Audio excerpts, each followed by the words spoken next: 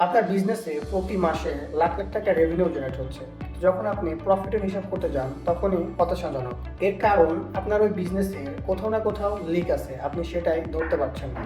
Most of the business owner শুধুমাত্র সেলসের দিকে focus হয়, কিন্তু প্রফিট আর সেলসের রেভিনিউ দুটো কিন্তু এক নয়।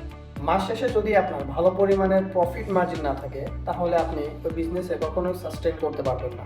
ধরুন আপনার কাছে একটি বালতি আছে, সেই বালতির কোথাও না কোথাও একটি ছোট্ট ছিদ্র আছে। তাহলে আপনি ওই বালতিতে যতই পানি ভরেন না কেন, বালতি কিন্তু কখনোই ভরবে না।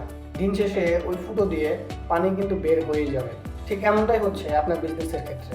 আপনার বিজনেসের কোথাও না কোথাও কোনো দিয়ে আপনার সেই প্রফিট মার্জিনটা বের হয়ে যাচ্ছে, সেটা আপনি ধরে রাখতে পারছেন না। এর ওয়ান অফ দ্য বেস্ট কারণ হচ্ছে আপনি শুধুমাত্র নতুন কাস্টমার আপনার বিজনেসে অ্যাকুইজিশন করছেন, কিন্তু যারা অলরেডি পারচেস করছে বা অলরেডি আপনার কাস্টমার, তাদের নিয়ে আপনি কোনো চিন্তা করছেন না।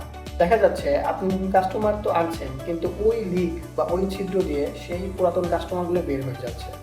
সেগুলোকে আপনি ধরতে পারলে আপনার বিজনেসের প্রফিট মার্জিনটা আরও হুড় করে বেড়ে যাবে। এখন প্রশ্ন হচ্ছে আপনি তাদেরকে ধরে রাখবেন কীভাবে?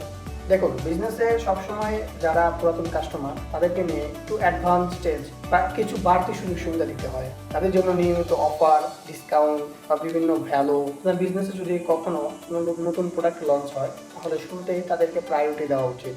এই কারণে আপনি তাদেরকে নিয়মিত রিটার্গেটিং করবেন এবং তাদের জন্য বেটার সার্ভিস। একজন নতুন কাস্টমার আপনার বিজনেসের যে ফ্যাসিলিটি পাবে, অবশ্যই তার থেকে বেটার ফ্যাসিলিটি আপনার এক্সিস্টিং কাস্টমারকে দিতে হবে।